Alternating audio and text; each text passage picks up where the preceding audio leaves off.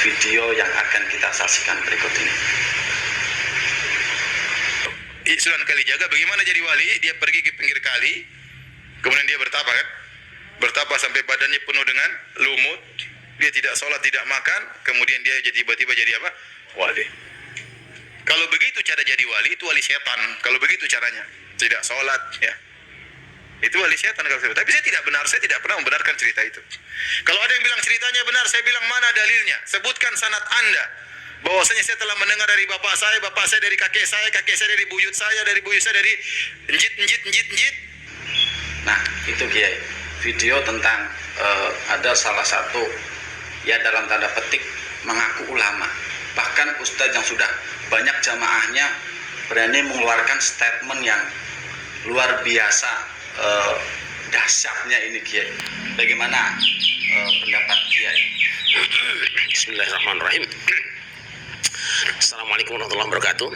Pertama, saya ingin mengingatkan kita semua tentang sebuah hadis yang diriwayatkan oleh Al-Bukhari bersumber dari Abdullah bin Umar radhiyallahu anhu, di mana Rasulullah pernah berdoa kepada Allah, Allahumma barik lana fi syamina wa yamanina. Ya Allah, berkahilah untuk kami Syam kami dan Yaman kami. Kemudian di antara para sahabat ada yang berkata kepada Rasulullah, usul kepada Rasulullah, wa fi najdina ya Rasulullah, berkenan doakan pula Najd kami, kota Najd kami wahai Rasulullah. Rasul kemudian berdoa lagi, Allahumma barik lana fi syamina wa yamanina. Ya Allah, berkahilah untuk kami Syam kami dan Yaman kami. Orang tadi minta lagi, wa fi najdina ya Rasulullah, berkenan doakan pula Najd kami wahai Rasulullah. Setelah itu Rasul kemudian mengatakan, hunaka zalazil, hunaka yatlu'u qarnus syaitan. Tidak, karena dari Najd itu akan muncul kegoncangan, dan dari Najd itu akan muncul terbit tanduk setan. Di sini Rasul meramalkan akan munculnya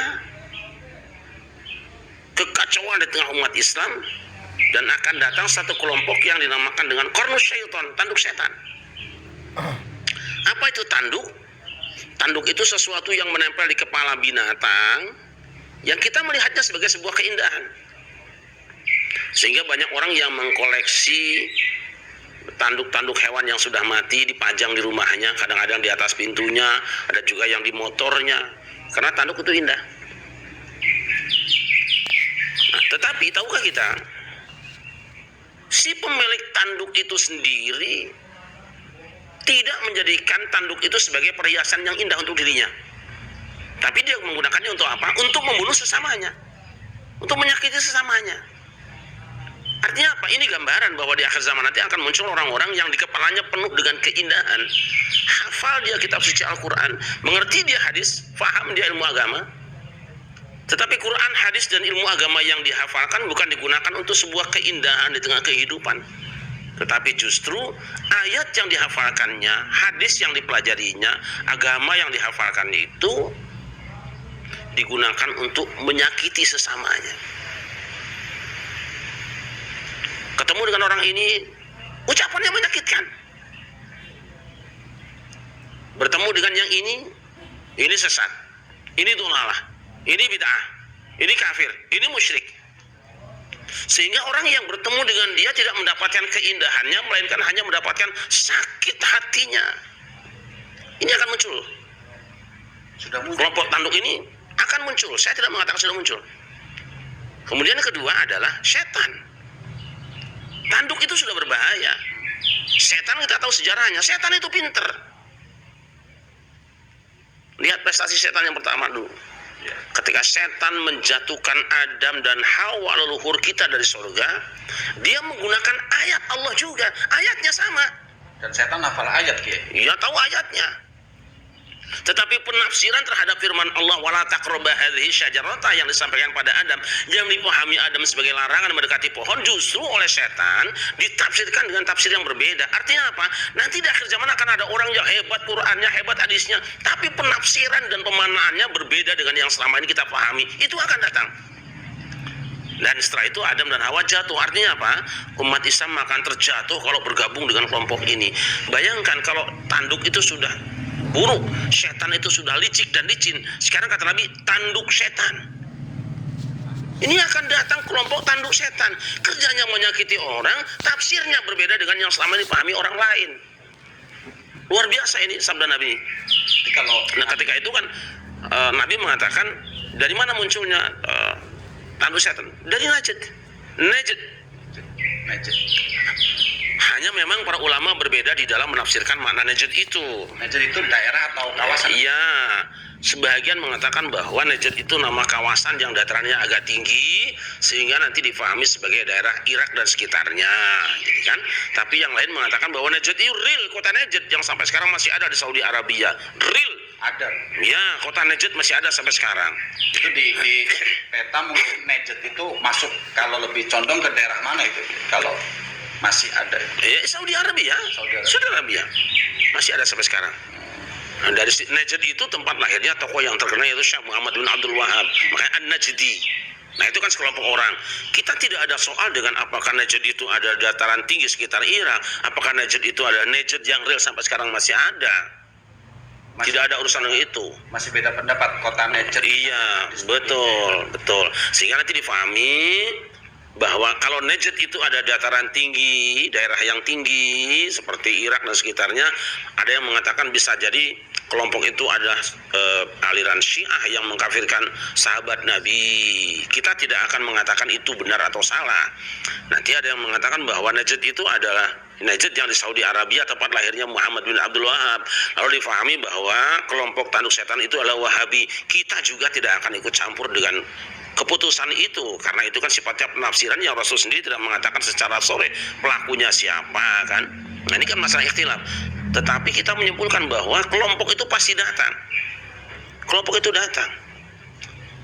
Karakternya apa? Karakternya satu, menyakiti sesama umat Islam, mulutnya menyakiti umat Islam. Yang kedua, pemahaman agamanya berbeda dengan mayoritas umat Islam. Itu aja. Tapi bukankah dari sejak setelah Nabi wafat itu sudah ada saling menyalahkan, Kiai? Oh biasa, itu sahabat Nabi beda pendapat sudah biasa. Tetapi mereka tidak kemudian saling mengkafirkan satu dengan yang lain. Dan mereka yang berbeda pendapat di kalangan sahabat Nabi kan orang-orang pintar, bukan orang-orang bodoh, orang-orang ulama lah, orang-orang alim yang Rasul sendiri telah memberikan dispensasi mereka untuk menyampaikan ijtihadnya gitu loh. Kalau menurut Kiai sendiri tadi kan hadis itu mengatakan bahwa Rasul itu akan datang. Kalau sekarang itu masih hadis itu bahasanya akan datang atau memang sudah datang menurut? Saya pikir kita melihat saja. Kalau ada kelompok mana, ada rombongan mana, ada tokoh mana yang melakukan apa yang dilakukan Rasulullah, itu adalah hasil nubuahnya, praktek kejadiannya itu dia, faktanya itu. Jadi orangnya itu ya belajar agama, memang belajar agama, tapi agama yang dipelajarinya itu bukan untuk menambah semangat orang lain beribadah, memperkuat ukhuwah atau berakhlakul karimah. Kerjanya tuh cuma menyalahkan orang saja itu. Dan dia dapat gelar S3 di Timur Tengah, Kiai. Mau S3, mau S4, sama saja manusia. Ukuran S3 bukan ukuran ulama. Bukan ukuran ulama. Banyak ulama sendiri itu apa sih, Kiai? Ulama itu al-ulama warasatul anbiya. Para ulama itu ahli waris nabi-nabi. Nabi tidak meninggalkan dinar maupun dirham. Yang mereka wariskan adalah ilmu. Tetapi jangan lupa, yang mana satu Quran mengatakan innama yakhshallaha min ibadil ulama. Yang disebut ulama itu siapa? Orang yang takut pada Allah. Orang takut pada Allah dia tidak akan menyakiti sama umat Islam. Karena orang yang menyakiti umat Islam dia itu pasti dikutuk oleh Allah, dilaknat oleh Allah. Apalagi yang diomongkan sekarang seorang tokoh Sunan Kalijogo. Luar biasa. Sunan Kalijogo itu seorang waliullah menurut versi orang Indonesia yang merasa diislamkan, yang merasa diperkenalkan dengan agama Islam yang baik, dia waliullah. Kalau ada sesuatu yang tidak paham, tidak mengerti atau dengar berita dari orang lain, jangan komentari Anda, nanya kami, nanya sama kami. Kita ini orang-orang yang sangat cinta dengan Sunan Kalijogo. Anda bukan apa-apa aja di sini. Tapi kalau bukti mengatakan tadi Ustadz Firanda, atau kita sebut saja Ustadz Firanda, karena memang Ustadz Firanda ini secara terang-terangan sudah berani menyalahkan Wali Songo dan amalan-amalan kita di beberapa videonya. Salah satunya adalah yang paling keras adalah tentang Wali Songo ini. Jadi dia mengatakan bahwa sanadnya tidak jelas dan tidak ada bukti otentik. Kalau katakanlah kalau Rasul itu ada hadisnya, dan Sunan Kalijogo katanya Ustadz Firanda itu nggak ada sanad dan hadis-hadisnya itu. Iya, gimana? Ustadz Firanda itu siapa sih dibandingkan Sunan Kalijogo? Tidak seperseribunya nilainya, tidak ada apa-apanya. Anda harus tahu ini sebenarnya. Kami sebagai pelanjut perjuangan Sunan Kalijogo tidak terima. Berapa sih ilmu Anda dibanding beliau? Sunan Kalijogo itu orang hebat, orang ningrat, orang keraton. Dia tinggalkan keraton hanya untuk menyampaikan kebenaran, mengislamkan Indonesia. Mungkin leluhurmu juga masuk Islam lewat Sunan Kalijogo, lewat dakwah beliau, mungkin lewat yang lainnya. Tapi kalau dalam tanda petik bentuk karya tulis ataupun tulisan-tulisan beliau, atau memang saat ini ada atau itu disebut dengan istilah babatan aja, itu bagaimana itu?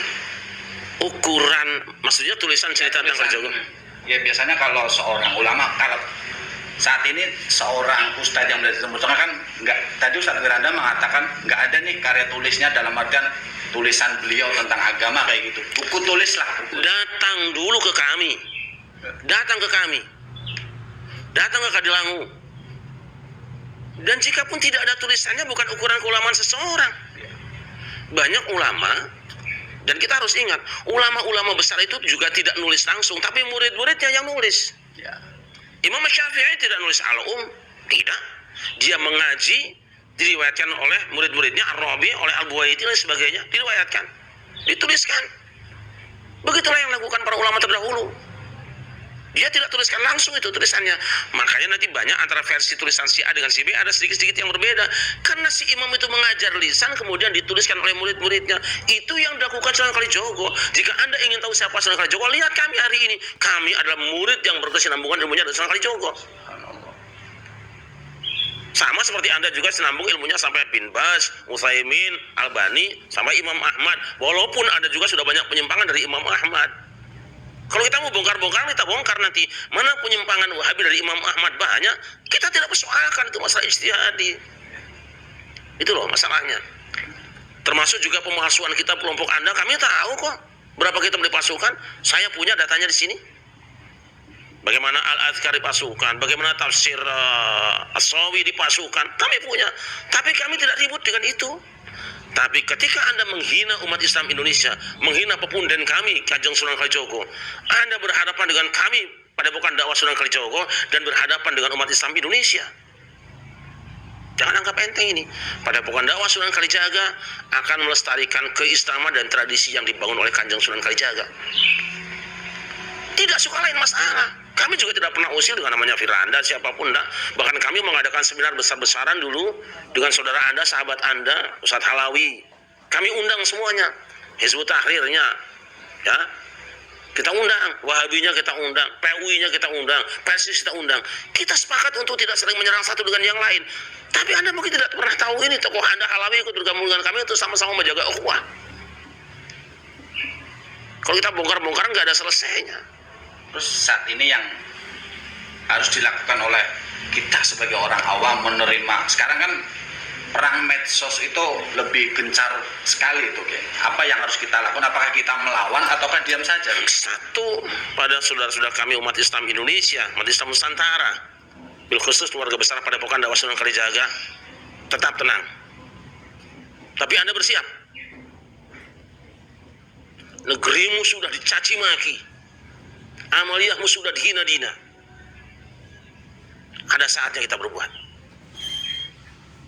Dan negara, saya minta negara tampil di sini. Amaliyah bangsamu yang berjuang sampai merdeka, rakyatmu mayoritas hari ini, amaliyahnya sudah dihinakan oleh orang-orang tidak bertanggung jawab. Negara harus hadir, tidak bisa tinggal diam. Kalau perlu orang-orang seperti ini, kembalikan ke negeri asal mereka belajar. Ajak diskusi, Kalau iya, diskusi mau, saya kira siap diskusi. ya, Tetapi kalau sudah menghina seperti ini, apa gunanya diskusi kita? Berulang kali kita sampaikan, ayo kita diskusi, ayo kita ngobrol, ini saudaramu. Kita sudah biasa datangi mereka kok. Ada yang baik juga. Tapi masalahnya ada apa? Orang kok masih terus-terusan ngomong seperti ini? Apakah makan dari situ? Apa tidak bisa kalian jualan kerupuk misalnya, yang halal?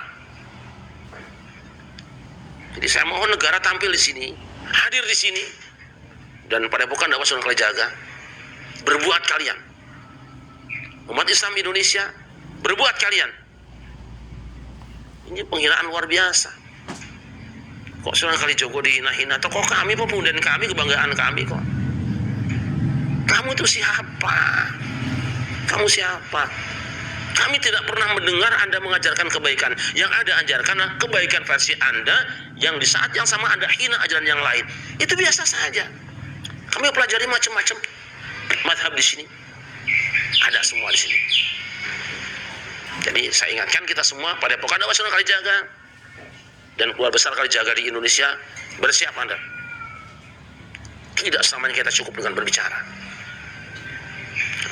Dan Anda yang selama ini a priori dengan umat Islam Indonesia, akan lebih baik jika Anda kembali ke negeri asal Anda, di mana Anda belajar dengan guru Anda, beribadah baik-baik di sana, saling menghargai satu dengan yang lain, jangan ganggu orang lain. Jika mau tahu diskusi yang baik, kita terbuka, tidak apa-apa. Ayo kita diskusi. Anda bongkar-bongkaran, saya punya tulisan tentang pertentangan ulama, Anda punya, saya 100 pertentangan ulama Anda saya punya. Tapi saya tidak akan katakan itu pada Anda. Kita punya bukti pertentangannya itu ada. Nah, jadi, ayo, saya ingin meminta pemerintah sikapi ini dengan bijak. Karena jika tidak, desintegrasi bangsa bukan hanya beda pulau saja. Nah, kita sudah diajari diwarisi Bhinneka Tunggal Ika, bukan hanya cuma beda paham, beda madhab, beda agama kita bisa rukun kok. Tetapi kesibukan Anda selama ini hanya menyakiti umat Islam Indonesia. Insya Allah kita akan bertemu, atau Anda stop bicara. Bicara yang baik. Umat sudah banyak masalah. Kalau Anda tidak tahu, man lam yakun ya'lamu dzalik falyas'ali. Man lam yajid 'aliman falyarhali. Yang tidak tahu bertanya. Jika tidak nemu guru, pergi dan cari. Itu saya kira itu. Tapi kalau peran negara di sini untuk saat ini dibutuhkan atau memang negara sendiri yang tidak punya pegangan tentang ajaran seperti itu atau Kiai? Saudi Arabia punya madhab resmi Wahabi. Resmi itu. Resmi. Iran punya madhab resmi Syiah. Brunei Darussalam punya madhab resmi Ahlussunnah wal Jamaah.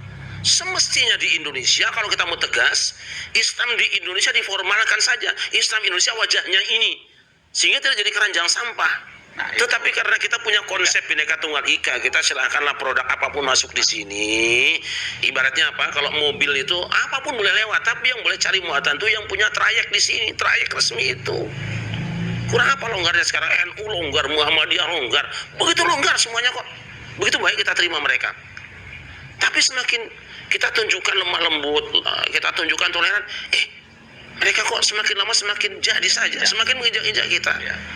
Hari ini, tahun baru ini, 2022, tidak lagi.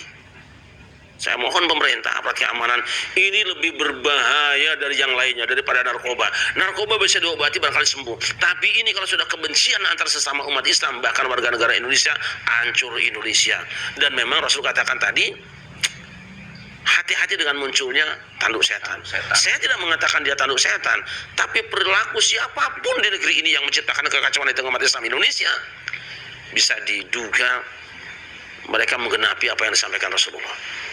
Terus kalau menurut Kiai, ini sekarang kan zaman digital dan teknologi sangat cepat. Buzzer sama ulama yang provokatif lebih bahaya mana Kiai? Bahaya ulama provokatif. Bahaya ulama provokatif? Iya, karena berhubungan dengan ideologi, berhubungan dengan agama, langsung menyentuh hatinya. Kalau cuma buzzer pemilu, pilpres itu kan cuma kepake 5 tahun. Tapi kalau buzzer ideologi ini, kebencian ini, itu seumur hidup dibawa mati itu. Dan kebencian itu Masya Allah, Masya Allah. Sekarang kan juga sedang ramai juga ulama-ulama yang bertentangan antara dalam tanda petik Habib A, Habib B itu saling bertentangan itu apakah disebut buzzer ataukah ulama gitu? Indonesia ini negeri yang damai, kita ini tidak pernah benci dengan etnis manapun, dengan kelompok manapun. Sering saya katakan, kita terima saudara kita dari Arab selagi mereka bawa adab. Kita terima orang Cina asal mereka tidak bikin hina. Kita terima orang Jepang asal sopan. Kita terima orang Eropa asal tidak sumpah serapah. Ini negeri yang damai. Siapapun silakan datang. Insya Allah Anda dapat kedamaian di sini. Dapat kedamaian di sini. Kami bangga berkumpul bersama-sama. Siapapun ada di sini. Ini bumi Allah, milik Allah. Kami sadari itu. Tapi walaupun dia orang lahir di tempat ini, kakek neneknya ada di sini, kemudian pergi pulang membawa penyakit kebencian, saya kira hak dia untuk di sini sudah selesai. Selesai sampai bapaknya barangkali, atau sampai kakeknya barangkali. Ini mohon maaf bahasa saya mungkin agak ekstrim karena sudah kebangetan lah kita. Ya. Ketika orang capek merajut kebersamaan, merajut ukhuwah, ini masih ada orang keranjang sampah seperti ini. Itu termasuk kaum khawaris orang-orang seperti itu. Saya tidak mengatakannya, tetapi saya kira orang yang mengaji bisa mengukurnya lah. Itu aja. Terima kasih. Harapannya Kiai, itulah saat ini kita harus siap untuk melawan segala orang-orang, walaupun itu labelnya Ustadz, kita harus siap. Dan kita juga siap untuk diskusi, tapi diskusi juga tadi yang sudah sering dikatakan oleh Kiai, kita sudah siap. Terima kasih. Saya ingatkan ya teman-teman pada Padepokan Dakwah Sunan Kalijaga seluruh Indonesia, bahkan dimanapun Anda berada, rapatkan barisan. Lalu hurmu sudah diinjak-injak, dan Anda umat Islam Indonesia, rapatkan barisan. Sekelompok orang yang tidak tahu diri sudah mulai berani terus-terusan menginjak kepala kita. Tapi jika mereka janahul salmilah, kalau mereka ngajak damai, terima dengan baik-baik, jangan emosional, tapi rapatkan barisan. Ingatkan bangsa ini, ingatkan anak negeri ini, waspadai dengan kelompok baru yang datang di sini. Bagus mereknya, bagus statementnya, tapi belum terbukti dan teruji buahnya. Indonesia damai karena para wali Songo, para ulama, para kiai, para habaib, para guru, para ajengan, itu cinta damai. Karena memang tujuan akhir Islam adalah assalam, kedamaian kita bersama. Rapatkan barisan, bil khusus untuk warga kami daripada Padepokan Dakwah Sunan Kalijaga bersiap. Sunan Kalijaga sudah dihina. Terima kasih. Terima kasih, semoga penonton pada Suka TV mendapat keberkahan dari kita semua. Jangan lupa like, share, and komen dengan bijak. Assalamualaikum warahmatullahi wabarakatuh. Ya, ada lagi.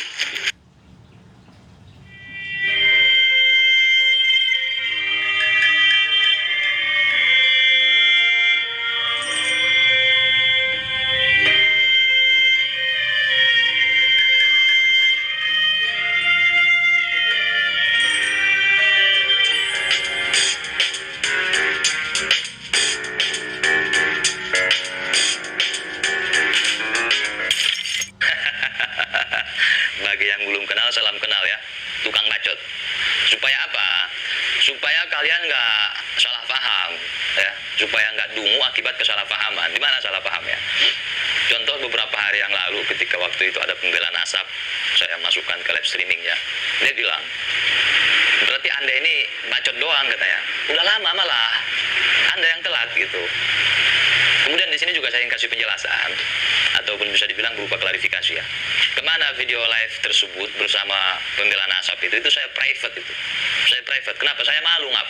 Jujur, saya malu saya. Kenapa malu? Gitu kan.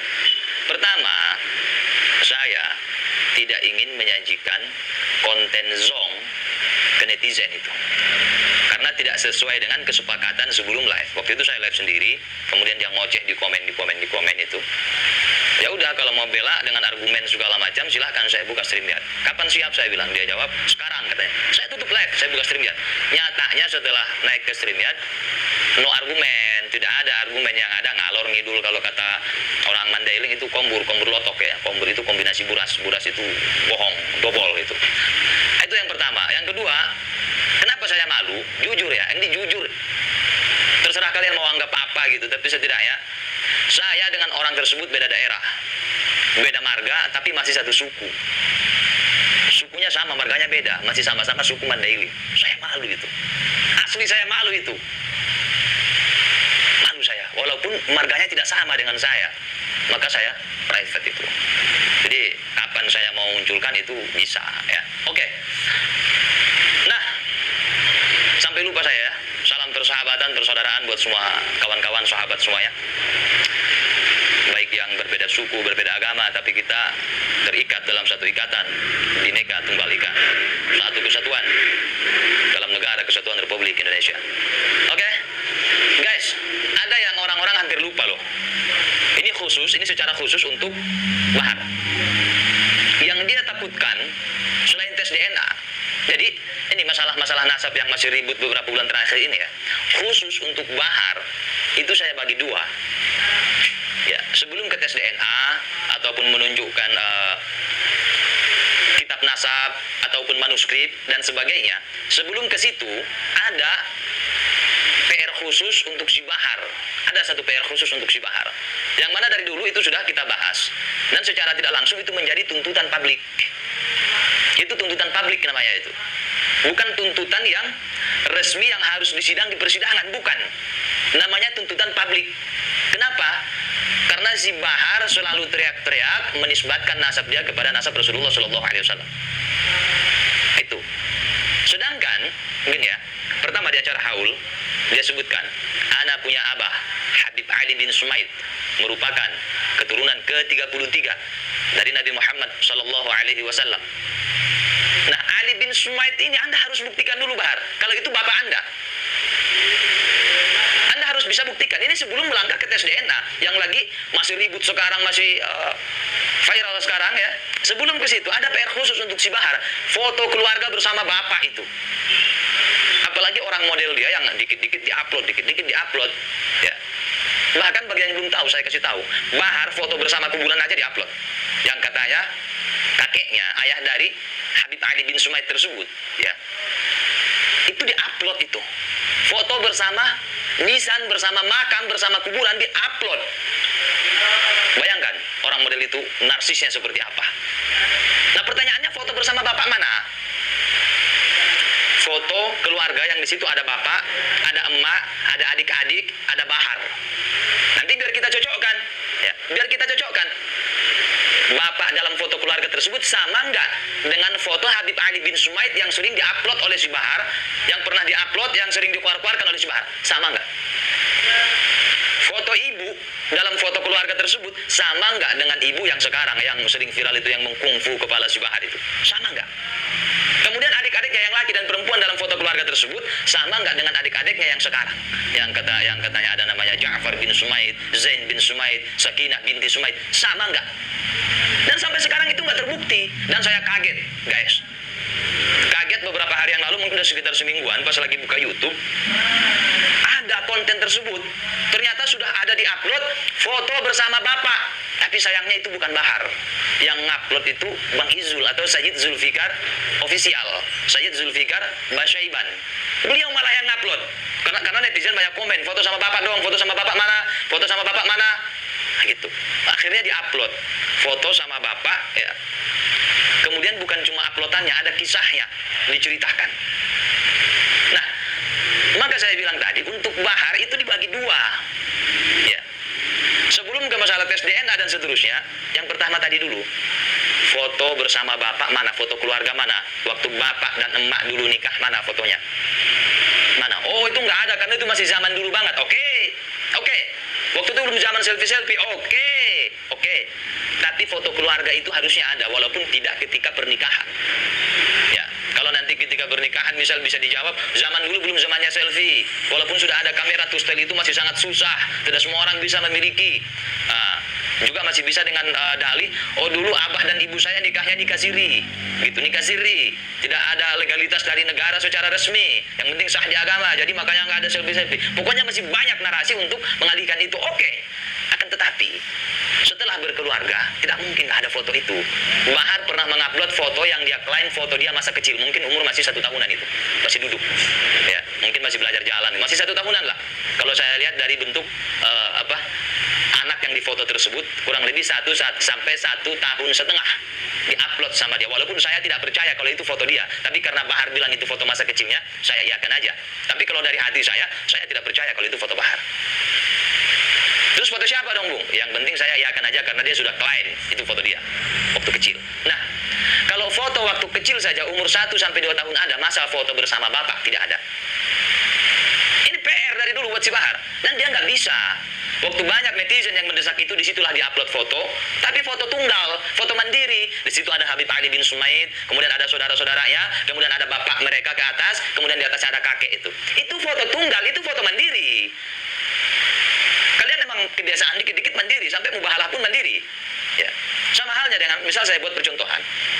Saya cari foto misal Pangeran Diponegoro, ya, atau Tuanku Imam Bonjol, atau pahlawan-pahlawan dahulu yang jarang terekspos. Kemudian saya upload, saya klaim, ini buyut saya. Cuma klaim itu doang, tanpa saya bisa memberikan bukti-bukti. Itu zong namanya. Saya klaim, ini buyut saya. Ayah dari kakek saya, yang kakek saya itu ayah dari bapak saya itu ayah saya kandung. Maka saya harus bisa memberikan bukti-bukti. Nah, si Bahar gak usah sampai ke buyut, yang katanya bapak aja, yang katanya Ali bin Sumaid, mana foto Anda bersama bapak, Bahar? Anda bilang dalam penjelasan, bapak Anda wafat tahun 2011, itu udah zaman kamera itu, kamera HP udah banyak itu. Sebelum 2011, 2010, 2009, 2008, mana itu? Jadi jangankan ke tes DNA dulu, fokus ke PR pertama si Bahar dulu. Kalau Anda berhasil di situ, Bahar, baru masuk step 2-nya, langkah keduanya nanti, tahapan keduanya nanti, masalah uji nasab tersebut. Gitu. Jadi di tahap 1 ini masih ada PR utama itu buat Bahar. Yakni terkait foto keluarga yang ada bapak, ada emak, ada adik-adik di situ. Baru nanti masuk, ini masih PR 1, setelah itu baru masuk ke masalah Anda keturunan keberapa. Karena itu janggal. Di persidangan ngaku keturunan 29. Di haul ngaku bapaknya keturunan 33. Di klarifikasi ngaku bukan 28 tapi 38. Sedangkan Robitohnya mengakui dia 37. Ini PR besar. Ngapain sih kamu sibuk-sibuk ngurusin orang? Misal ada gitu kan netizen. Ini beda ngap.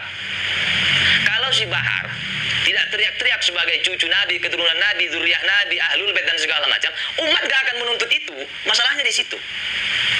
Dia teriak-teriak, mengklaim, keluar-keluar, ngaku-ngaku dan sebagainya. Jadi wajar ada tuntutan tadi, tuntutan yang tidak harus dipersidangkan di pengadilan. Namanya tuntutan publik. Kenapa? Karena menisbatkan nasabnya kepada nasab mulia Rasulullah SAW. Sama dengan sebagian netizen begini. Kalian cuma teriak-teriak tes DNA. Kamu udah tes DNA belum? Saya kenapa harus tes DNA saya? Kenapa? Tes DNA untuk verifikasi apa? Nah, ini nggak nyambung. Mereka yang mengklaim sebagai ahlul bait, yang mengklaim sebagai zuriyah Nabi Muhammad SAW, didesak tes DNA untuk mencocokkan gennya, untuk mencocokkan DNA-nya dengan DNA Nabi. Lah, saya kalian desak tes DNA mencocokkan dengan siapa? Dengan Nabi. Saya nggak ngaku keturunan Nabi Muhammad. Jadi otak kalian itu harusnya jangan terlalu orisinil lah. Ya, fungsikan dulu itu otak sesekali. Dan saya tahu kenapa banyak narasi semacam itu dari kelompok pembela nasab, ya karena junjungan mereka sendiri kan Bahar yang mulai itu. Karena siap tes DNA, tapi dengan 2 syarat. Syarat pertama dia kurang ajar menista Nabi Muhammad SAW. Syarat kedua, kemudian dia katakan orang yang meminta tes DNA itu harus dites DNA dulu. Narasi itu yang mereka bawa. Di situ otaknya itu nggak jalan. Dalil si Bahar untuk menguji tes DNA, untuk meminta tes DNA kepada orang yang menuntut tes DNA adalah berdasarkan hadis Nabi katanya. Ya, berdasarkan hadis Nabi yang mana dari sebagian ustaz, termasuk salah satunya guru gembul, sudah mengkonfirmasi ataupun membuat klarifikasi hadis yang dibawa Bahar tersebut itu hadis palsu. Hadis palsu.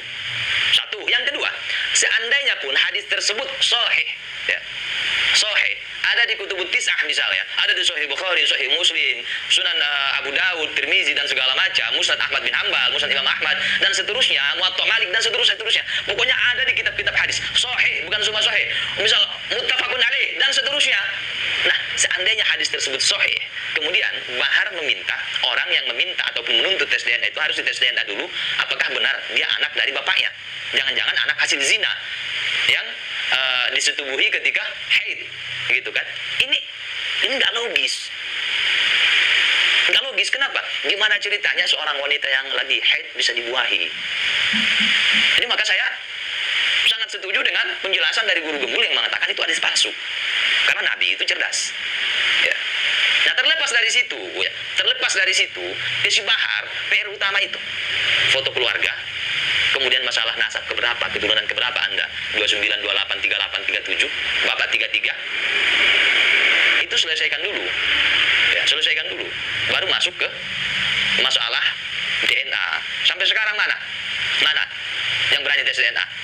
Cuma berani di mulut kan? Harusnya kalau serius ingin tes DNA, hubungi pihak terkait.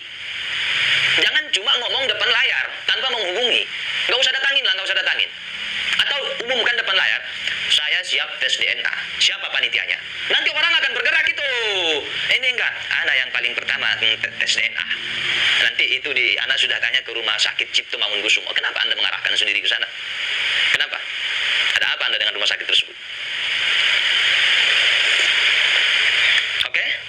Oke, jadi tuntutan publik itu wajar. Dan kalian, ya, wahai para pembela nasab yang masih fanatisme buta, kalian tidak bisa memberikan tuntutan yang sama kepada kami, baik kepada saya maupun yang lain. Kenapa? Kami tidak mengklaim kalau kami keturunan Nabi. Kenapa kalian harus tes DNA?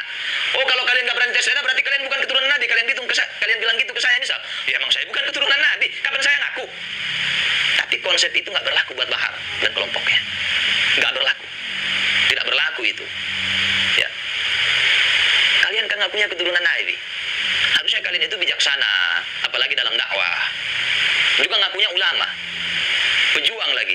Harusnya itu paham metode dakwah seperti apa. Sifat sombong itu harus dibuang, Bahar. Apalagi topik itu. Topik dengarkan. Sifat sombong itu harus dibuang, Pik.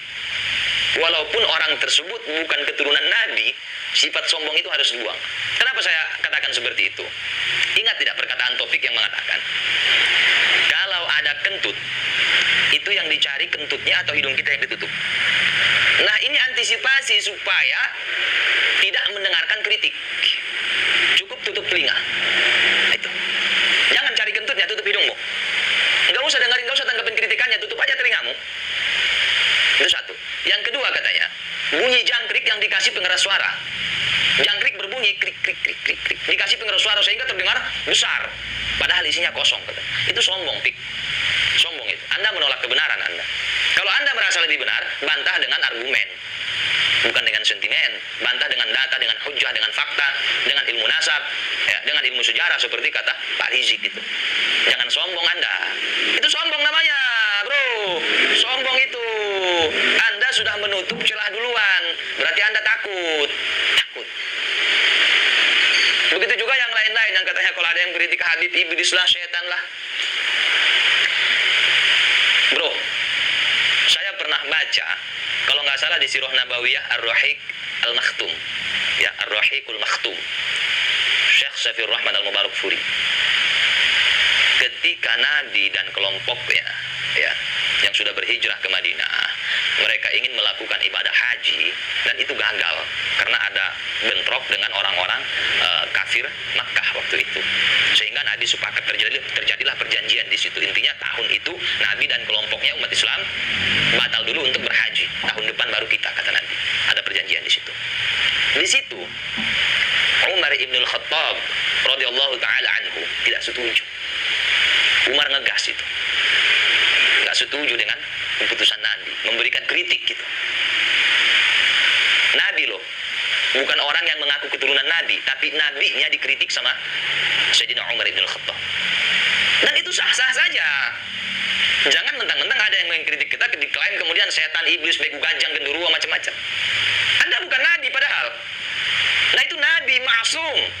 Nabi, saudara. Begitu juga ketika ada tokoh munafik yang meninggal, kalau nggak salah Abdullah bin Ubay bin Salul itu. Nabi lakukan prosesi kifayahnya itu. Sayyidina Umar melarang. Jangan ya Rasul, orang ini munafik. Gak usah urus jenazahnya. Jangan. Gak usah mandiin biar mereka yang urus ya Rasul. Gak usah kafanin, gak usah sholatin, gak usah urus kifayahnya, berurusan mereka. Tetap dilakuin sama Nabi. Bukan berarti Nabi salah. Nabi itu benar, kemudian Allah kasih ayat supaya Nabi lebih benar. Karena Nabi maksum, tidak salah. Dan Sayyidina Umar manakala melihat itu sebuah tindakan yang menurut dia masih kurang tepat, dia nggak segan-segan untuk mengkritik. Nabi loh.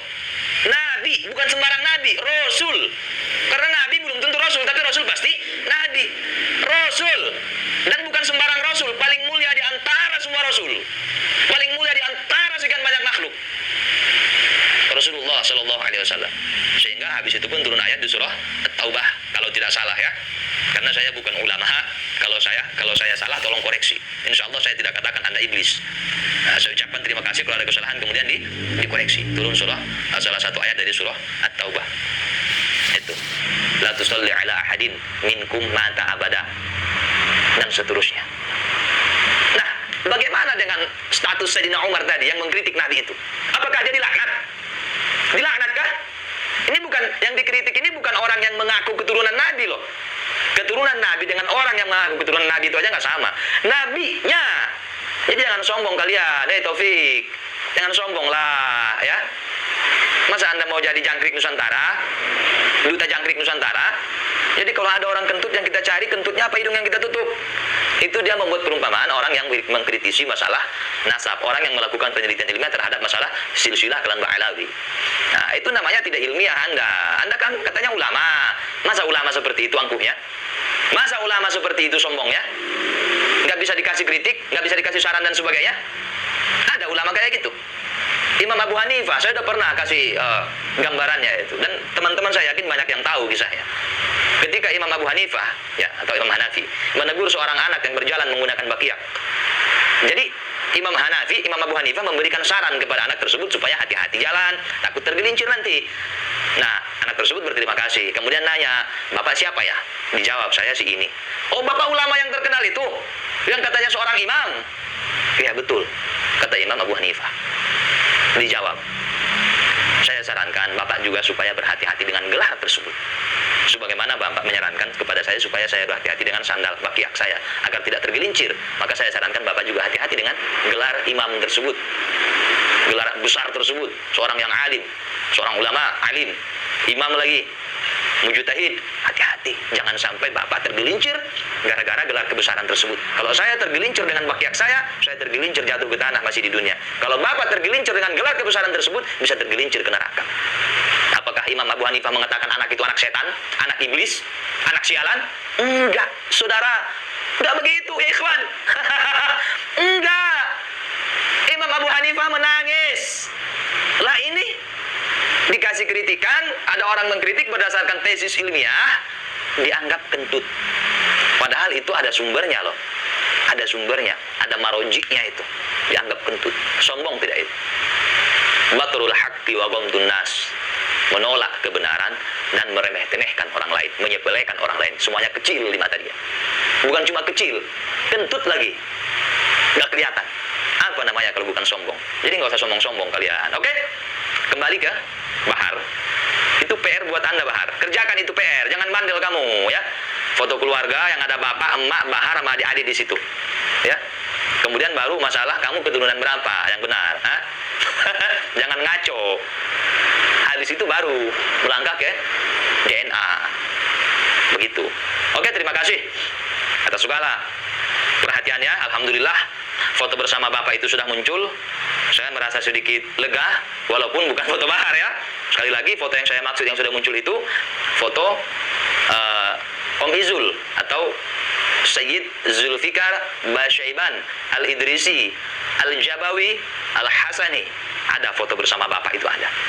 Dan fase-fase metamorfosisnya ada, itu umur sekian, ini umur sekian sampai ke yang sekarang. Jelas rentetannya. Tapi yang Bahar itu PR buat Anda, Bahar. Baru nanti kita melangkah ke tahap selanjutnya. Oke? Terima kasih sekali lagi atas segala perhatian. Mohon maaf atas segala kekurangan. Ya kawan. Assalamualaikum warahmatullahi wabarakatuh. Waktu saya masih di Habib Bahar sering bilang, belajar sama satu Habib sama ukurannya belajar dengan 70 kiai. Gitu loh Habib. Satu Habib, walaupun Habibnya jahlun, maksudnya bodoh kata Habib Bahar, itu ukurannya perbandingannya sama 70 kiai yang alim. Mobil nggak siap di sini, saya nggak mulai ceramah. Saya pulang. Man afdol, siapa yang lebih utama? Asyarif au alim? Seorang sayyid, seorang habib, atau orang alim? Syarifun jahilun, habib bodoh, itu masih lebih utama daripada orang yang berilmu. Au qala, atau beliau berkata, syarifun wahidun, satu habib, satu syarif, satu sayyid, afdal min sab'ina aliman, lebih utama daripada 7 orang alim. Anda ingin bertanya, ketika antum azan asyhadu anna Muhammad Rasulullah,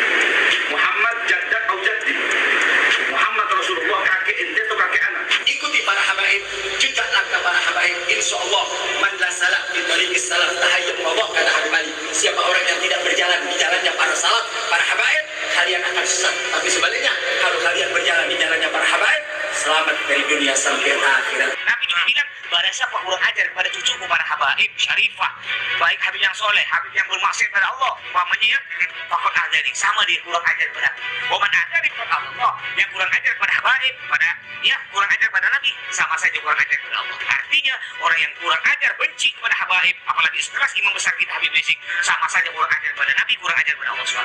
Neraka tempatnya.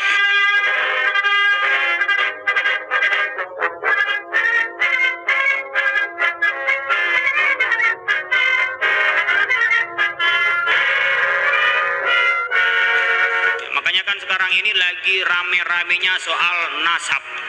Nasab gimana nasab? Kalau perdebatan nasab kepada Rasulullah SAW itu untuk mencari secara keilmuan referensinya di mana.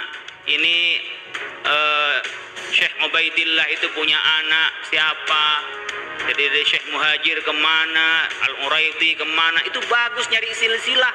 Secara akademik itu bagus. Jadi menemukan benar mana yang silsilah kepada Rasulullah. Tetapi kalau kita mencari ini hanya untuk menghantam seseorang atau untuk hanya jadi polemik, apalagi dipolitisir, itu tidak produktif perdebatannya. Malah menjadi ketersinggungan, bahkan mungkin perpecahan di antara kita. Karena itu, apakah penting Pak membanggakan nasab? Mencari nasab itu penting karena kita bagian dari hifdzun nasl. Ini keturunan siapa? Jelas keturunannya, itu jadi diberitakan dalam Islam. Tapi sombong-sombongan dengan nasab, meskipun nasabnya kepada Rasulullah, itu tidak baik. Apalagi nasabnya nggak jelas, disombongin lagi. Tetapi nasab itu tidak lebih tinggi dari alim, dari ilmu. Yang lebih tinggi adalah ilmunya. Syukur-syukur habaib itu sudah keturunan Nabi, juga berilmu, maka dua-duanya. Tapi kalau harus dipisahkan antara ilmu dan keturunan Nabi, mana yang lebih tinggi Pak? Ilmu. Maka disebut wa annal anbiya lam yuwarrisu dinaran wala dirhaman walakin warasu al-ilma faman akhadahu faqad akhadha bihadzin wa firin. Al ulama warasatul anbiya. Ulama yang jadi pewaris.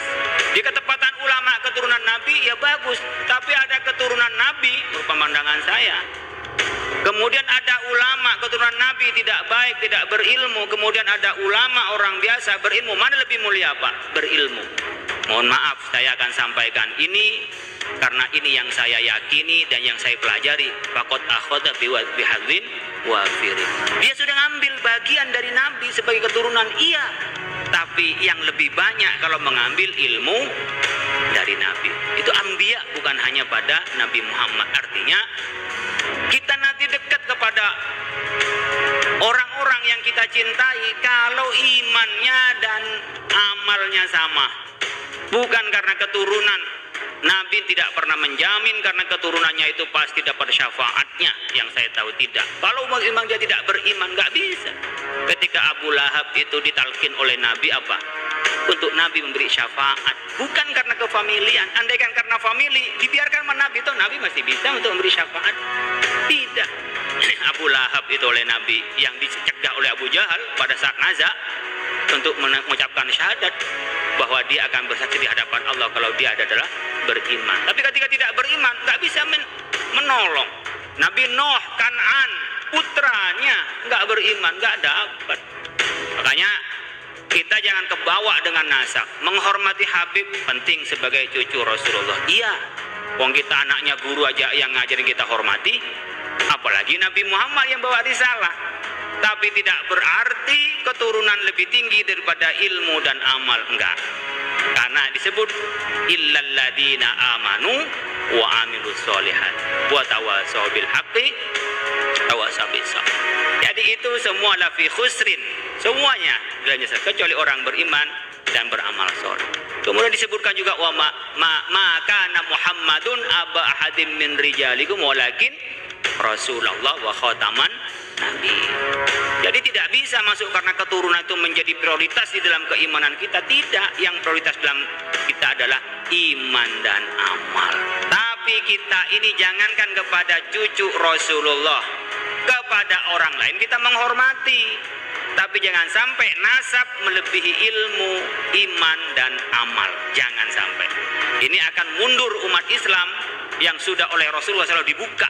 Ayo umat Islam berjibaku, ayo umat Islam belajar, ayo. Nah tiba-tiba kita semua runtuh di depan nasab, habis. Karena nasab itu nggak bisa milih.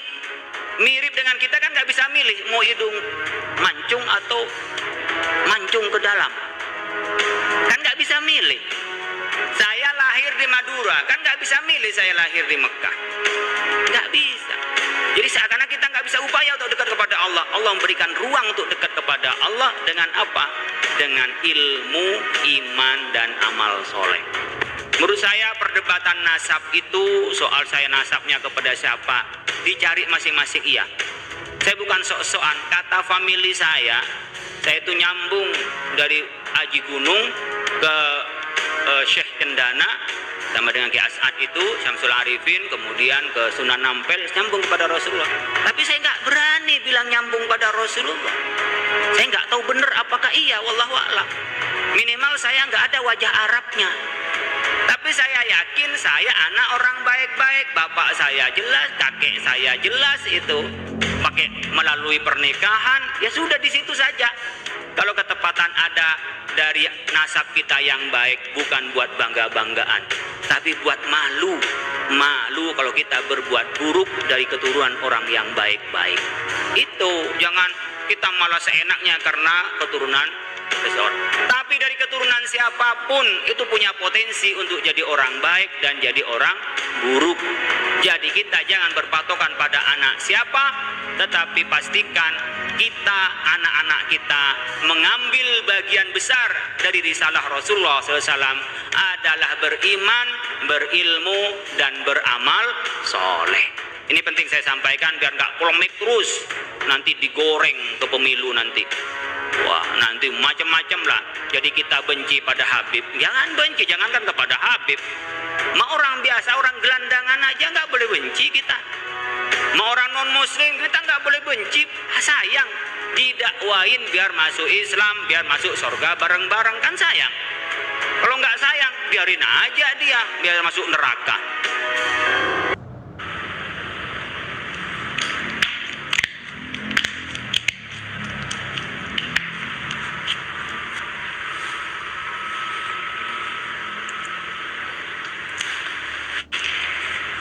Assalamualaikum warahmatullahi wabarakatuh, sahabat TIJ dimanapun kalian berada. Semoga kita semua selalu dalam lindungan Allah Subhanahu wa Ta'ala. Salam persaudaraan dari Aceh untuk teman-teman yang ada di seluruh Nusantara, dari Sabang sampai Merauke, dari Miangas hingga Pulau Rote. Bertemu kembali dengan saya Teguh Iqbal Johar di channel Sampah Namun Bisa Didaur Ulang. Selamat sore rekan-rekan semuanya, selamat sore. Gimana? Sudah sembah baliho hari ini? Jangan ya, jangan sampai.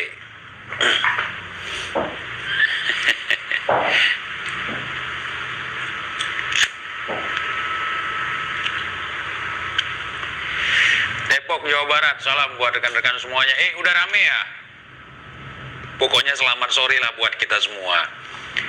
Saya lihat ada beberapa peristiwa yang terlewatkan ya, yang kemarin sempat kita bahas dan sempat rame juga di YouTube terkait masalah Habib-Habiban ini ya.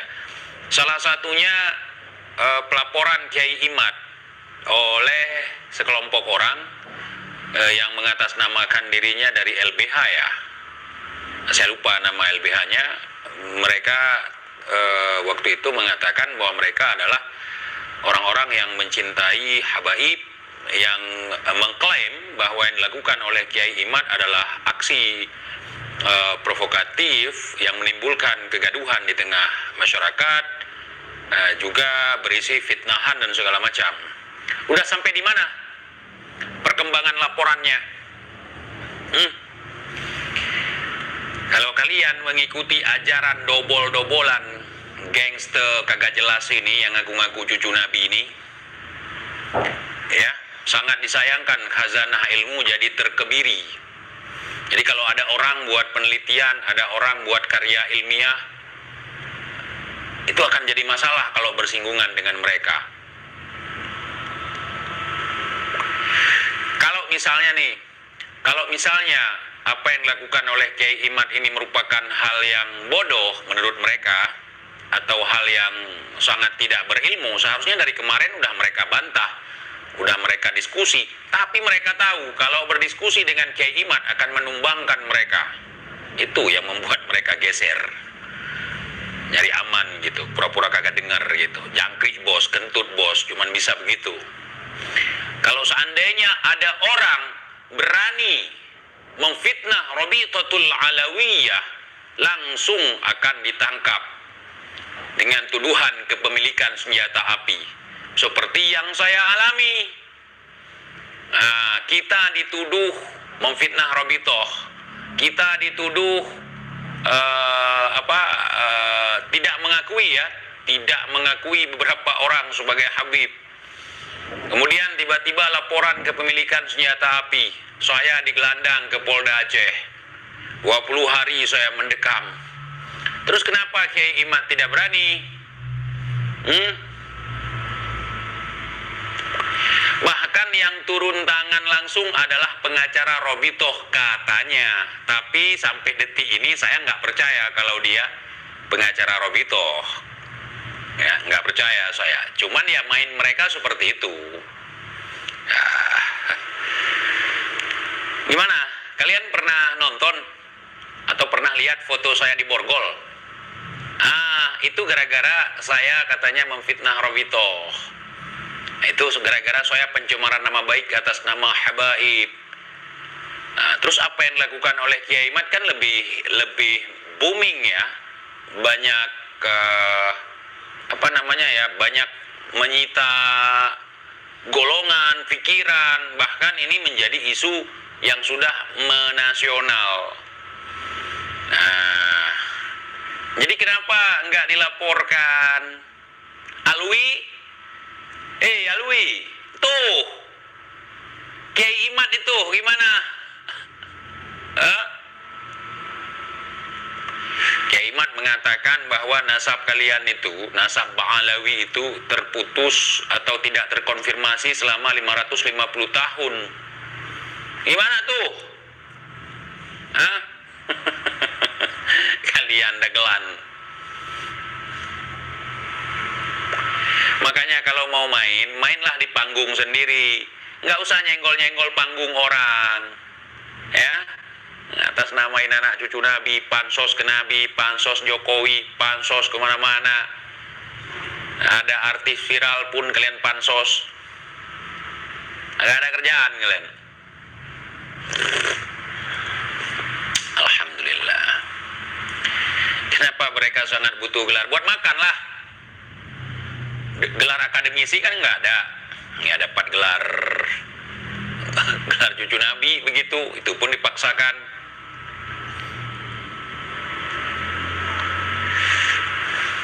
Saya nggak berbicara sudah diketahui secara mendunia. Saya bahas saja secara Indonesia sajalah, nasional lah. Nasional. Gimana? Jangan dulu ngaku sebagai cucu sebelum engkau hai Tuan jelas nasabmu. Jangan dulu ngaku sebagai cucu sebelum engkau ya Tuan jelas buyutmu. Seharusnya sekelas si Hanif lah, cucu Mufti Petamburan. Itu kan bisa secara akademis, ya, secara ilmiah. Kemarin bantahannya malah kagak jelas, malah ngawur, menyamakan kedudukan mereka dengan matahari atau membandingkan dengan matahari. Di langit ada matahari bersinar menerangi bumi, cahayanya yang tajam menembus kegelapan. Lampu taman dibilang matahari. Kita nggak percaya bahwa lampu taman matahari, kita dipersekusi. Ya seperti itulah kerjaan mereka.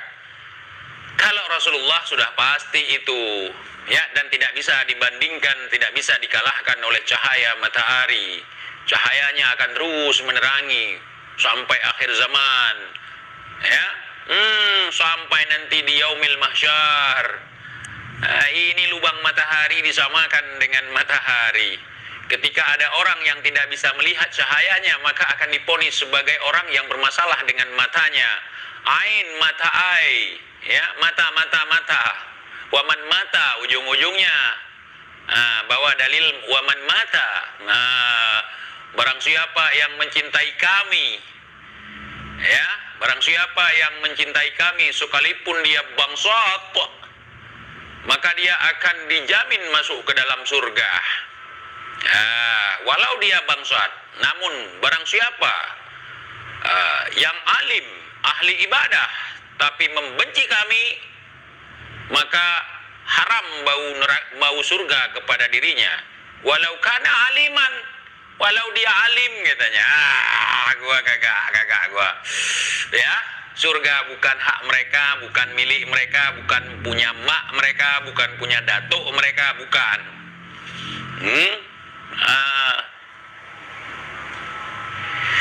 Hamba tidak layak untuk masuk surga, tapi hamba tidak sanggup untuk menahan siksa api neraka. Yang hamba butuhkan adalah ridhonya Allah Subhanahu wa ta'ala, bukan ridhonya gerombolan-gerombolan yang dijadikan seperti berhala. Mantap. Gua kagak. Gua biasa-biasa aja, nggak dapat ajaran mengeluh-ngeluhkan manusia seperti itu. Alhamdulillah. Jangan dulu ngaku sebagai cucu. Lihatlah dulu, hai Tuan, siapa dirimu. Jangan halu ngaku sebagai cucu. Jelaskan dulu, hai Tuan, gimana nasabmu. Jangan halu. Jangan halu, saudara.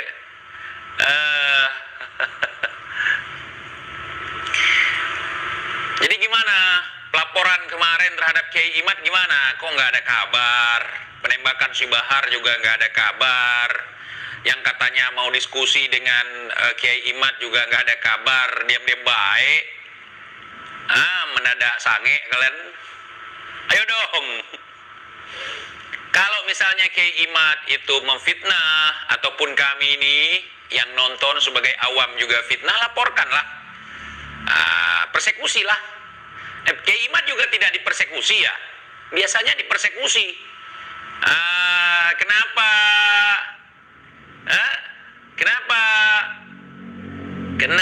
Kenapa? Semua diam membisu. Karena tak jelas nasabku. Aduh, kenapa? Biasanya tabayun, rasa persekusi. Ini kok nggak ada. Jangan dulu ngaku-ngaku cucu sebelum engkau ya Tuhan paham nasabmu. Ya, jangan dulu suka dielu-elu sebelum engkau hai Tuhan jelas buyutmu. Lucu kalian. Berbagai macam pembelaan dan juga pembenaran. Pembenaran, saudara, bukan kebenaran. Pembenaran beda halnya dengan kebenaran. Pembenaran itu memaksakan sesuatu yang tidak jelas, samar-samar, bahkan terkesan tidak benar, supaya dianggap menjadi benar karena sudah tenar. Parah kalian, saudara. Yang benar disalahkan, yang salah dibenarkan. Yang halal diharamkan, yang haram dihalalkan. Kerak bersorban, saudara. Monyet bersorban, saudara. Kata si Bahar, bukan kata TJ ya. Saya mengadopsi penggalan ceramah rock and roll punya si Bahar. Ada orang, saudara, ngaku sebagai kiai, saudara, ngaku sebagai ustadz, saudara, ngaku sebagai habib sekalipun, saudara, kalau menghalalkan yang haram, mengharamkan yang halal, maka saudara itu adalah kerak bersorban, saudara. nikah pun dianggap haram gara-gara menikahi sorefah, saudara. Hukum yang awalnya menghalalkan hubungan suami istri karena adanya pernikahan, saudara. Tapi saudara, gara-gara dia menikahi sarifah, saudara, maka jatuhnya adalah zina, saudara. Betul tidak? Kacau tidak? Kacau, saudara. Ada orang, saudara, ngaku cucu Nabi, saudara. Tapi saudara, tak ada bukti, saudara. Kitab abad kelima tidak ada, saudara. Kitab sejamannya tidak ada, saudara.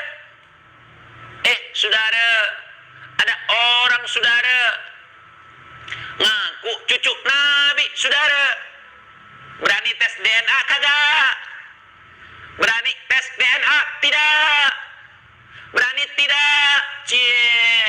Tidak berani, saudara. Tidak berani, saudara.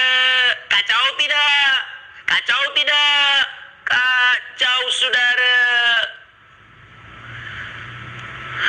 Mana pula udah bertahun-tahun dianggap mulia, saudara. Pingin dimuliakan, saudara. Tapi kagak ada mulia-mulianya, saudara. Mulia dipaksakan, saudara. Mulia yang dipaksakan, saudara. Mulia yang dipaksakan, saudara. Tidak mau memuliakan, dipersekusi, saudara. Ada lontek, saudara. Bukan jual martabak, saudara, tapi jual nasab, saudara. Jual agama, saudara. Ada lontek, saudara, pakai sorban, saudara, pakai gamis, saudara, bawa Quran, saudara, bawa hadis, saudara. Yang dijual agama, saudara. Kacau tidak? Kacau tidak? Ada lontek, saudara, jual agama, saudara. Mau disebut cucu Nabi, saudara.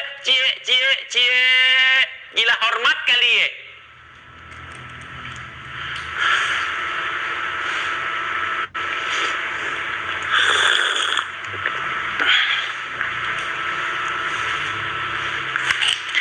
Ada orang, saudara, entah siapa, saudara, mau dieluk-elukan, saudara. Bangsat kalian semua. Aduh, pelacur-pelacur agama.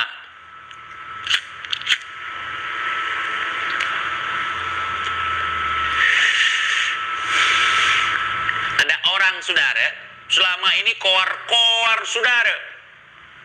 Koar-koar sebagai cucu Nabi, punya paspor khusus dari Rabi'ah Alawiyah, saudara. Bangga sekali, saudara.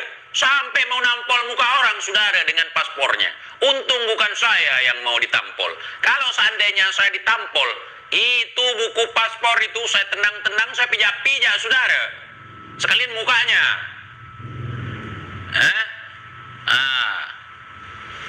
Aduh, juragan jangkrik. Itu sudah asli, saudara. Kalau sudah ada paspor itu sudah benar, saudara. Kalau sudah ada paspor itu, kalau sudah Habib, nggak ada salah, saudara. Walaupun salah harus dihormati, saudara. Nggak boleh dikritisi, saudara. Nggak boleh, saudara.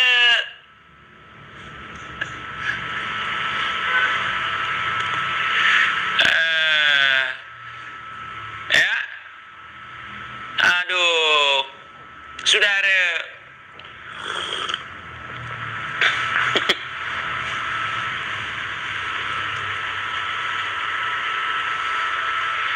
Aduh, 2023 masih begituan, ala-ala primitif.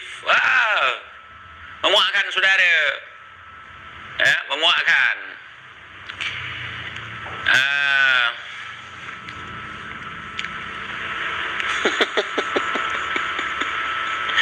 Aduh. ada solawatan untuk menyanjung Habib, saudara. Wow, aduh, yang hobi bala, yang hobi bala, hobi mubahala, yang hobi bala, yang hobi bala, hobi mubahala. Anta kadrun, anta majnun, anta khirdun, anta kalbun.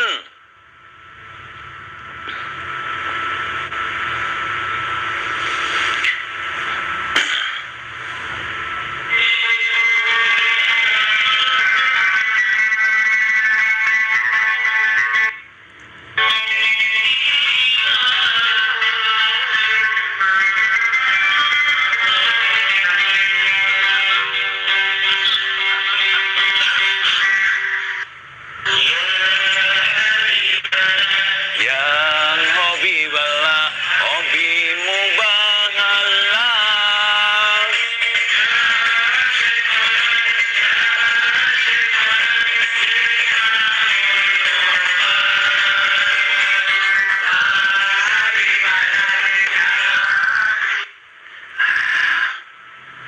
Berkumur setelah Oh, aduh, berkumur setelah sikat gigi, jangan dijual sikat giginya.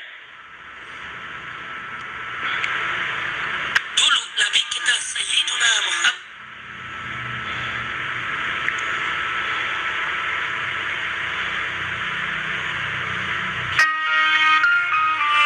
Yang hobi bala, hobi mubahala.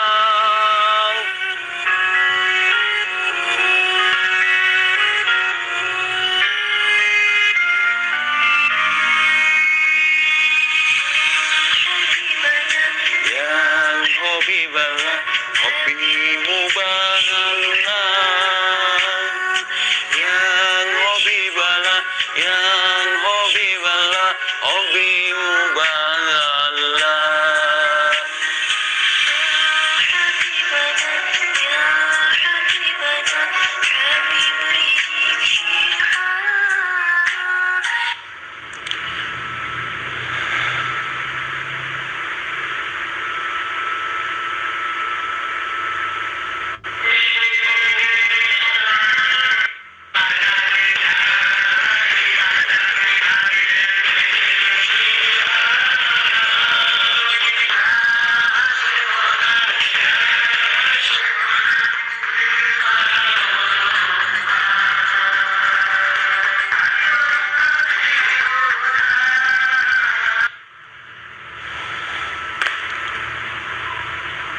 Antum kadal gurun, antum setan AM. Antum kadal gurun, antum anta sakit. Yang hubiballah, yang hubiballah, hubbi mubahallah. Yang hubiballah, yang hubiballah, hubbi mubahallah. Anta qadrun, anta majnun, anta khirdun, anta kalbun. Yang hubiballah, yang hubiballah, hubbi mubahallah. Yang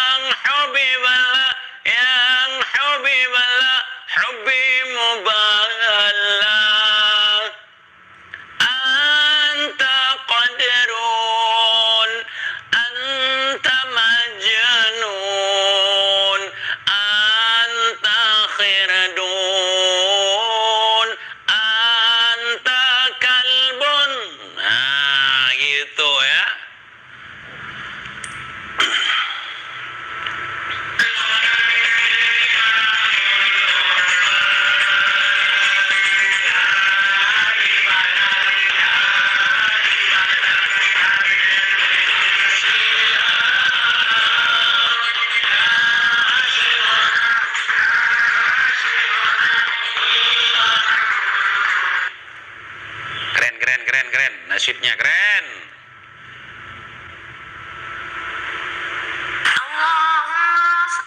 Ya Habibana Ya Rizik Syihab Ya Habibana Ya Habibana Habib Rizik Syihab Ya Syekhuna Ya Syekhuna Imamul Ummah Ya Hobi bala yang hobi bala hobi mubahalang yang hobi bala yang hobi bala hobi mubahalang antum kadrun antum majnun antum khirdun antum kalbun.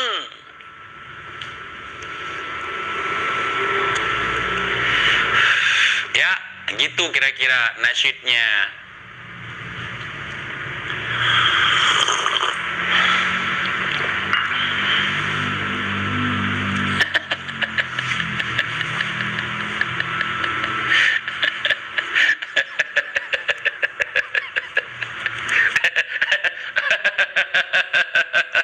Bisa apa kalian? Bisa panas aja di belakang ya kan? Oh, iya panas lah. Jadi gimana? Kelanjutan gimana? Saya masih penasaran nih. Kelanjutan. Nah, Kiai Imaduddin Utsman Al-Bantani yang secara terang-terangan menyatakan tentang tesis ilmiahnya. Kalian mengatakan tidak ilmiah, itu hanyalah fitnah kata kalian. Seandainya itu fitnah dan tidak ilmiah, tentu saja kalian sangat gampang sekali dalam mengurus hal ini, bahkan bisa membantah tesisnya dengan jelas, bahkan tidak hanya saling konten. Buktinya Kiai Imad tidak punya channel YouTube. Bahkan yang meng-up video Kiai Imad ataupun yang menjelaskan tentang buku Kiai Imad adalah orang lain, bukan Kiai Imad sendiri. Artinya Kiai Imad bukan mencari uang dan popularitas di YouTube. Nah, sekarang hari ini kalian mengatakan bahwa Kiai Imad adalah orang yang tidak penting, hanya cari ketenaran, hanya cari uang melalui sosial media. Tapi Kiai Imad bukan penggiat sosial media. Maka sejauh ini fitnahan kalian itu sangat kentara sekali dan bisa dilihat dengan jelas bahwa itu adalah upaya untuk membunuh karakter. Kemudian untuk menyelamatkan para budak, tentu budak-budak milenial sekarang bisa mengakses segala bentuk informasi melalui sosial media. Jadi tolong kalian membantah dengan narasi-narasi yang diterima oleh akal sehat, yang tidak berdasarkan doktrin ya, doktrin ataupun dogma-dogma yang tidak bisa dipertanggungjawabkan. Jadi saya sangat berharap kalau kalian mengatakan Kiai Imad sebagai orang yang telah membuat fitnah terkait dengan klan Ba'alawi, maka seyogyanya kalian untuk membuat sebuah laporan polisi misalnya. Tapi harus jelas, jangan sampai nanti di sana malah bunuh diri gitu. Kemudian persekusi juga saya tidak melihat. Mungkin kalian sudah merubah metode ya untuk kali ini ya. Karena kalau salah langkah, kalian bisa gantung diri juga. Yang hobi bala, hobi mubahala.